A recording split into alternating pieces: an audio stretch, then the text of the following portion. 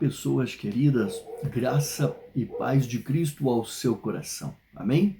Eu sou Marcos, seja muito bem-vindo aqui a mais um vídeo de estudo bíblico, aqui no canal do Peregrino. É sempre muito bom ter aqui a sua companhia. Hoje nós vamos estudar mais um capítulo do Evangelho de Mateus. Veremos hoje aqui então Mateus capítulo 11. Você vai ver que hoje nós vamos iniciar uma jornada bastante interessante, porque do capítulo 11 até o capítulo 20, no verso 34, Mateus vai nos apresentar as diferentes reações do povo judeu a Jesus.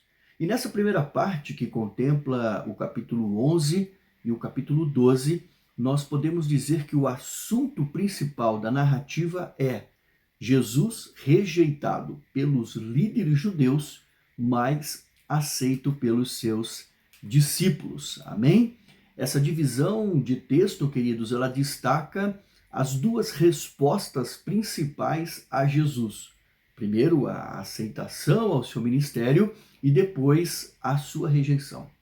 Nesta primeira parte, enquanto nós veremos a rejeição dos líderes judeus, por outro lado, nós teremos o contraste com a postura dos seus discípulos, aprendendo cada vez mais a entendê-lo e a aceitá-lo. O que nós vamos ver aqui praticamente de assuntos? Este capítulo vai nos falar a respeito sobre Jesus e João Batista. Depois nós teremos algumas orientações em relação ao julgamento para aqueles que não creem. E por fim, Jesus agradecendo a Deus por aquilo que ele tem feito, ok? Bom, nós vamos começar então aqui pelo nosso texto inicial, né? Mas antes eu quero fazer uma oração com você. Feche os seus olhos e me acompanhe. Senhor nosso Deus, nosso Pai, é no nome do Teu Filho que mais uma vez nós nos colocamos diante da Tua presença para podermos estudar um texto da Tua Palavra. Obrigado, Paizinho, por essa oportunidade. Fale ao nosso coração através deste texto bíblico. Pai, que mais do que conhecimento, entendimento e compreensão do texto bíblico, a Sua Palavra possa falar ao nosso coração. Nós precisamos ouvir a Tua voz, Pai. Em nome de Jesus nós oramos e agradecemos a Ti por essa oportunidade. Amém. Amém? Queridos, olha, eu quero também aqui fazer um convite para você que está chegando aqui agora e ainda não é um inscrito do canal. Faça aqui a tua inscrição, vamos caminhar juntos. Será um prazer, será um privilégio ter aqui a sua companhia. Nós iniciamos agora em 2023 esse projeto falando sobre o estudo do Evangelho. Então, você pode vir estudar conosco esses textos online. Nós nos reunimos todas as segundas-feiras, das 19h30 até as 20h45, através da plataforma do Google Meet. É muito simples você participar. Você pode estar em qualquer lugar do mundo, desde que conectado à internet. Você manda uma mensagem aqui, ó, para este número de WhatsApp, eu vou entrar em contato com você, te incluo no grupo do projeto e você participa do estudo bíblico online conosco, ok? Bom, caso você também queira visitar, passear aqui pelo canal do Peregrino no YouTube, você vai ver que existem várias playlists com estudos bíblicos praticamente do Pentateuco todo, depois já começando os livros históricos de Josué, e muitos vídeos com mensagens e reflexões bíblicas para você. Então, faça aqui a sua inscrição, vamos caminhar juntos aqui no canal do Peregrino.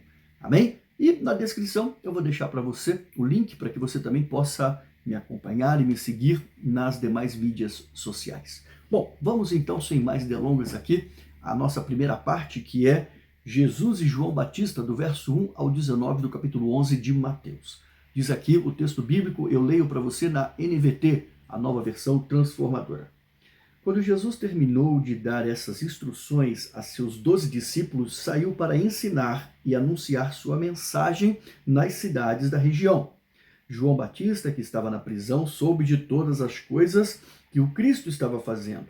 Por isso enviou seus discípulos para perguntarem a Jesus: o Senhor é aquele que haveria de vir ou devemos esperar algum outro? Jesus respondeu: voltem a João e contem a ele que o que vocês veem e ouvem. Os cegos veem, os aleijados andam, os leprosos são purificados, os surdos ouvem, os mortos são ressuscitados e as boas novas são anunciadas aos pobres. E disse ainda: felizes são aqueles que não se sentem ofendidos por minha causa. Enquanto os discípulos de João saíam, Jesus começou a falar a respeito dele para as multidões. Que tipo de homem vocês foram ver no deserto? Um caniço que qualquer brisa agita? Afinal, o que esperavam ver? Um homem vestido com roupas caras? Não, quem veste roupas caras mora em palácios. Acaso procuravam um profeta? Sim, ele é mais do que um profeta. João é o homem a qual as Escrituras se referem quando dizem: envio meu mensageiro adiante de ti, e ele preparará teu caminho à tua frente. Eu lhes digo a verdade, de todos os que nasceram de mulher, nenhum é maior do que João Batista. E, no entanto, até o menor no reino dos céus é maior do que ele. Desde os dias em que João pregava, o reino dos céus sofre violência, e as pessoas violentas o atacam, pois antes de João vir, todos os profetas e a lei de Moisés falavam dos dias de João com grande expectativa. E se vocês estiverem dispostos a aceitar o que eu digo, ele é Elias, aquele que os profetas disseram que viria. Quem é capaz de ouvir, ouça com atenção. A que posso comparar esta geração? Ela se parece com crianças que brincam na praça, queixam-se aos seus amigos. Tocamos flauta e vocês não dançaram, entoamos lamentos e vocês não se entristeceram. Quando João apareceu, não costumava comer nem beber em público, e vocês disseram: está possuído por demônio. O filho do homem, por sua vez, come e bebe, e vocês dizem: é comilão e beberrão, amigo de cobradores de impostos e pecadores. Mas a sabedoria é comprovada pelos resultados que produz. Uau, amém? Queridos, vamos fazer aqui primeiro um panorama, uma visão geral, né? Nós vimos aqui que no verso 1 se destaca um texto acerca da narrativa de João Batista, e ele, na verdade, conclui essa narrativa no capítulo anterior. Aqui Jesus está concluindo aquilo que ele começou lá no capítulo anterior, ele está finalizando esse tema. E do verso 2 ao 19, Mateus relata que Jesus fala a respeito de João Batista, de Jesus falando sobre João Batista e de uma ida de alguns discípulos de João Batista perguntarem a Jesus quem ele era. Vimos aqui este primeiro assunto começando, trazendo em questão a dúvida de João Batista, que vai terminar, vai culminar aqui no final do texto que nós lemos com a exaltação da fé e do seu ministério. Jesus vai falar sobre João Batista, sobre quanto ele era um homem de fé e quão importante foi o seu ministério. A rejeição sofrida por João Batista, que nós vimos aqui do verso 16 ao 19, de certa forma, queridos, ela já era um prenúncio, digamos assim, uma antecipação da rejeição que Jesus também sofreria. Bom, e para entendermos a situação aqui de João Batista, precisamos lembrar que neste momento João já estava preso. Nós vamos falar, mais um pouco sobre a sua morte mais adiante, mas lá no capítulo 4, voltando um pouco em Mateus capítulo 4, nós já vimos que por ordem do rei Herodes Antipas, João Batista já havia sido preso. Por quê? Porque João Batista denunciava o rei pelo seu relacionamento imoral com Herodias, a mulher do seu meio-irmão Filipe. E conforme nós vimos nos capítulos anteriores, Jesus estava ali operando muitos milagres, e isso servia para demonstrar, queridos, que ele, Jesus Cristo, era o Messias. Então João Batista enviou ali alguns dos seus discípulos para perguntar a Jesus se ele era realmente o Senhor que haveria de vir. João Batista queria ter paz em relação àquilo que traz lá no Salmo 118, verso 26, bendito é o Senhor que vem em nome do Eterno, nos abençoamos na casa do Senhor. Este texto, inclusive, ele é dito pela multidão na entrada triunfal de Jesus lá em Jerusalém, quando nós chegarmos em Mateus 21, 9, nós vamos voltar a falar sobre ele. Jesus também vai citar essa passagem quando ele chorou por Jerusalém, está registrado também por Mateus, capítulo 23, no verso 39. E aí, queridos, nós vamos ver que quando Jesus manda dizer a João Batista que ele estava operando milagres, e aí ele cita lá no verso 5, Jesus esperava que João Batista entendesse que ele estava cumprindo todas as profecias do Antigo Testamento. Se você voltar lá no texto de Isaías, capítulo 35, do verso 5 ao 6, você vai ver que Isaías profetizou dizendo o seguinte: quando ele vier, ele abrirá os olhos dos cegos e os ouvidos dos surdos, os aleijados pularão como o cervo e os mudos cantarão de alegria. Fontes brotarão no deserto e rios correrão das cidades desoladas. E aí, queridos, olhando para o verso 6, Jesus continua a sua fala dizendo algo muito interessante. Jesus sabia que em certos aspectos, os milagres que ele estava fazendo, como por exemplo, os sinais de que ele era o Messias, estavam deixando algumas pessoas muito incomodadas. Em particular, quem, né? Os religiosos da época. E é por isso que ele diz: felizes são aqueles que não se sentem ofendidos por minha causa. E avançando no verso 7, nós podemos entender que assim que os discípulos de João Batista saíram de Jesus, foram levar lá a mensagem de Jesus a João Batista, Jesus começa então a falar acerca de João para as multidões. E olha só que coisa legal que Jesus disse aqui: que tipo de homem que vocês foram ver no deserto? Um caniço que qualquer brisa agita? É claro que aqui Jesus faz uma referência, né? É uma pergunta, na verdade, retórica para eles, e a resposta é óbvio que não. E quando Jesus fala caniço, né, só para que você possa ter uma ideia, o caniço é uma planta, um caule fino, delgado e que balança muito fácil por qualquer vento que bata por ele. E João Batista era exatamente o oposto disso daí. Por isso que Jesus pergunta: vocês foram lá para ver um caniço? Claro que não, né? O que Jesus quer dizer aqui dos versos 8 ao 10 é que João Batista, né, ele era um cara que apresentava Jesus citado lá em Malaquias, capítulo 3, do verso 1. Ele fala, vejam, né, Malaquias, né, capítulo 3, verso 1, envia um mensageiro que preparará o caminho diante de mim. Então, de repente, o Senhor, a quem vocês buscam, virá ao seu tempo. Então, essa era a missão de João Batista, preparar a vinda do Senhor Jesus. Jesus vai enaltecer João Batista pela pessoa que ele foi, pelo seu ministério. Lembra aqui o que nós lemos aqui: de todos os nascidos de mulher, nenhum é maior do que João Batista. Mas olha só, a seguir o que ele fala é maravilhoso, é revelador. Jesus diz o seguinte: e no tempo, né, no entanto, ele fala aqui, né, até o menor do reino dos céus é maior do que ele.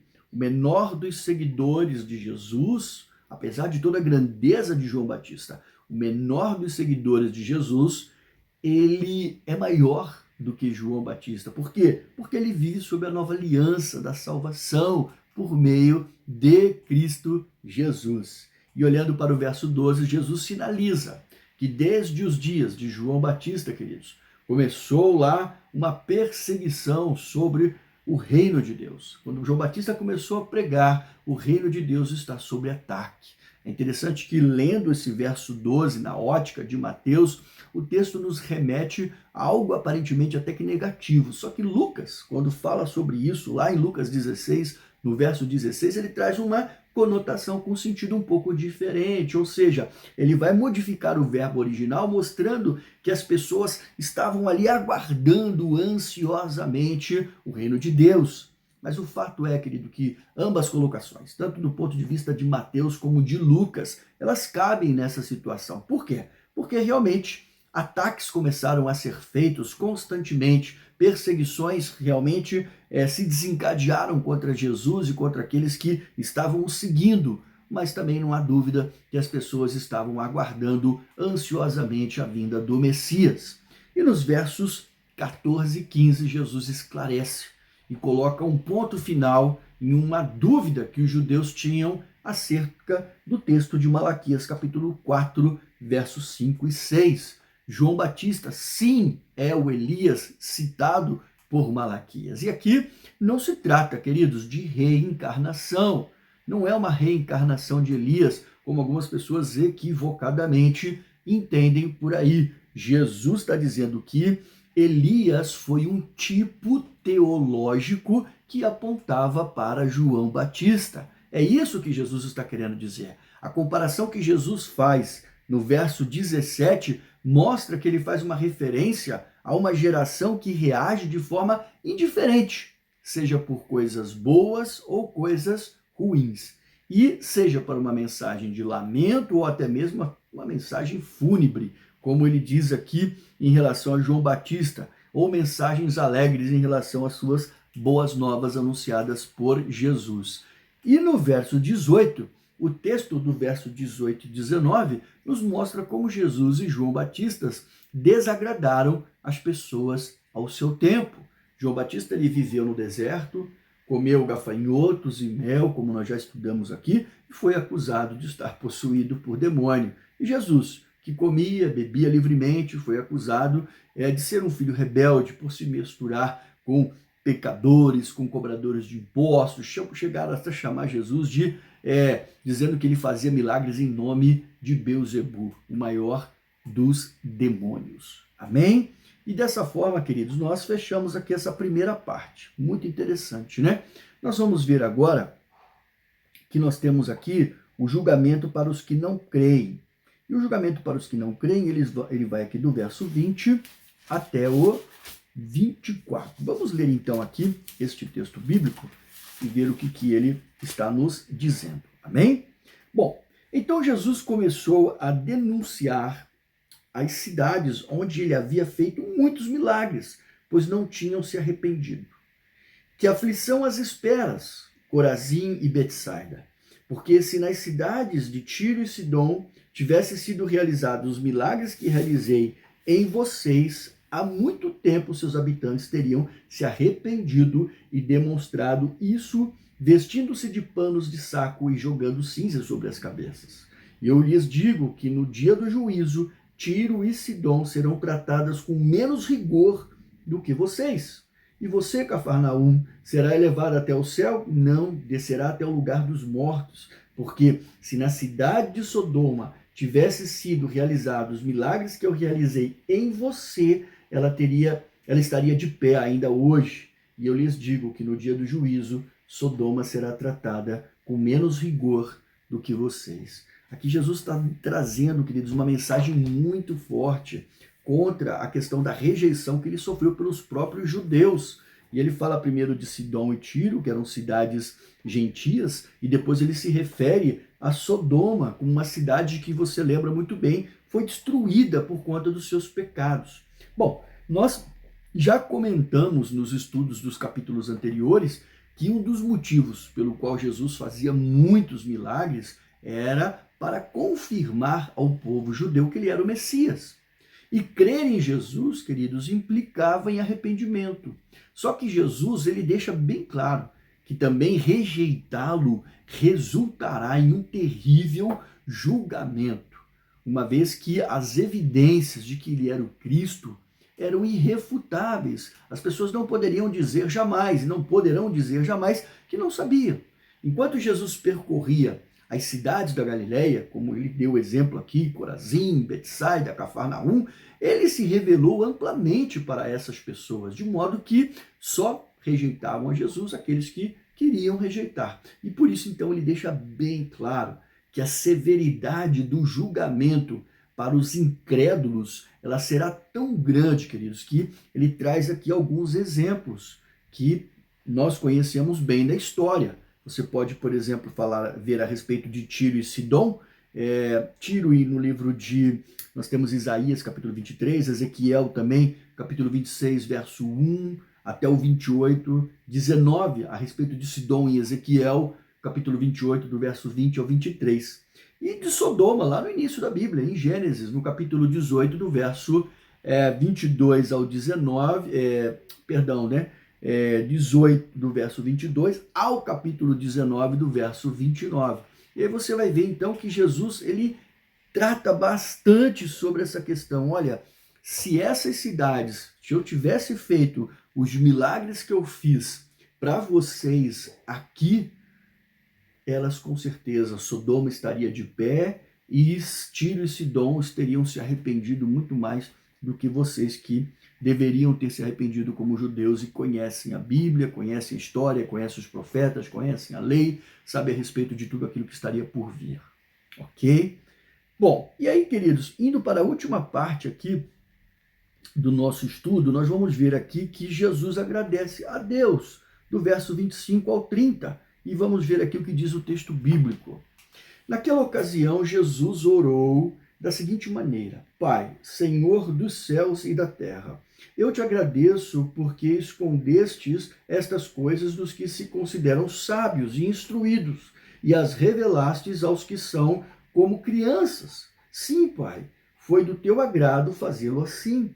Meu Pai me confiou todas essas coisas. Ninguém conhece verdadeiramente o Filho a não ser o Pai, e ninguém conhece verdadeiramente o Pai a não ser o Filho, e aqueles a quem o Filho escolher revelá-lo. Venham a mim todos vocês que estão cansados e sobrecarregados, e eu lhes darei descanso.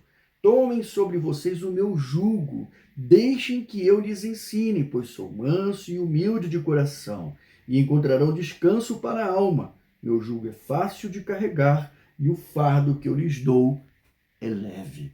Amém, queridos? Esse finalzinho aqui é bastante conhecido, né? Nós vimos então que a oração de Jesus a Deus começou: te agradeço porque escondestes estas coisas daqueles que se consideram sábios e instruídos e a revelastes aos que são como crianças. Precisamos lembrar que os mestres da lei, os fariseus, se consideravam pessoas garantidos com acesso a Deus em virtude do seu conhecimento, da sua prática religiosa. Mas os discípulos de Jesus, quem eram eles, querido? Na maioria eram parecidos como crianças, era isso que Jesus estava querendo dizer aqui. Essa oração, queridos, ela também nos revela o íntimo relacionamento entre Jesus e Deus Pai. Tudo aquilo que Jesus disse e fez se fundamentava nessa intimidade, nessa união. Olha só que interessante, lá em João, capítulo 15, do verso 23 ao 24, diz o seguinte: quem me odeia, também odeia meu Pai. Se eu não tivesse realizado no meio deles sinais que ninguém mais pode realizar, eles não seriam culpados. Agora, porém, viram tudo o que fiz e, no entanto, ainda odeiam a mim e odeiam ao meu Pai. Então Jesus está querendo dizer o seguinte: a relação que eu tenho de intimidade com o Pai me revela e Ele me revela a mim. Se você me odeia, você odeia o Pai. Se você odeia o Pai, você odeia a mim. E nos versos finais, 28, 29 e 30, nos vai trazer aqui uma profunda reflexão sobre a questão da religiosidade. Era isso que Jesus estava querendo dizer. As pessoas, daquela época, os religiosos daquela época, impunham sobre o judeu uma pesada exigência. Os mestres da lei, os fariseus, cansavam e sobrecarregavam o povo.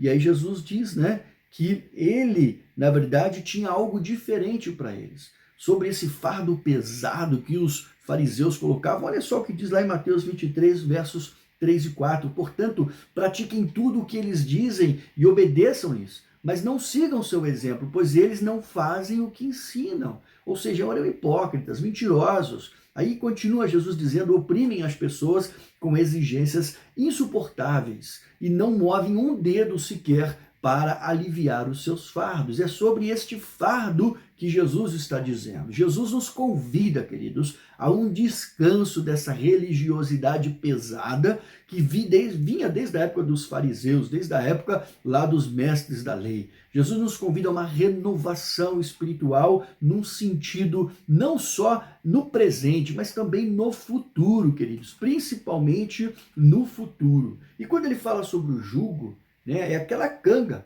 que, de maneira, vamos assim dizer, figurada para você entender, que era colocada de madeira, atrelando dois animais. E isso aqui é uma metáfora para a questão das exigências do discipulado em oposição ao jugo dos líderes religiosos. O jugo de Jesus, ele é mais fácil de carregar, não por ser menos exigente, por favor, não entenda dessa forma, mas é porque o Espírito Santo é que nos capacita, é ele que nos dá força para levar. Portanto, é um convite de Jesus para que todo aquele que sofre com esse fardo pesado do pecado ou de uma religiosidade imposta, Jesus nos convida para um jugo mais fácil, para um jugo mais leve. Nós somos chamados, queridos, para um relacionamento com um mestre que é manso, que é humilde de coração. Amém? E por fim, queridos, nós vamos ver aqui que nessa oração, em meio àqueles todos que estavam ali, Jesus vai nos convidar para que nós possamos seguir os seus ensinamentos. E é assim que nós fechamos basicamente este capítulo. O que nós podemos aprender quando nós olhamos para ele de uma forma geral e o que nós podemos tirar de ensinamentos para a nossa vida? Nós podemos entender que Jesus é a plena, perfeita e única revelação pessoal de Deus. Foi isso que nós aprendemos aqui. Que o sofrimento, ele até pode, queridos, abalar a nossa fé, mas Deus nunca, ele nos abandonará. Nós também conseguimos ver aqui que nessa jornada nós seremos criticados pela nossa fé, por crermos e por seguirmos ao Senhor Jesus, mas nós devemos permanecermos firmes, pois o quê? Os frutos serão visíveis lá na frente e o juízo vai vir. Nós vimos também que ele será real. Jesus recebeu a autoridade do Deus Pai para poder julgar o mundo. E por fim, aprendemos também, queridos, que as pessoas que têm mais privilégios, essas serão aquelas que serão mais cobradas, porque só em Cristo nós encontramos o refrigério para a nossa alma. Amém? Espero que você tenha aproveitado o conteúdo dessa videoaula. Eu fiz questão de tentar fechar antes dos 30 minutos aqui chegar. Que bom que você ficou comigo aqui até o final. Na próxima videoaula, nós vamos estudar Mateus, capítulo 12. Que Deus abençoe o seu dia grandemente. E se Deus quiser, até a nossa próxima aula aqui no canal do Peregrino. Até lá.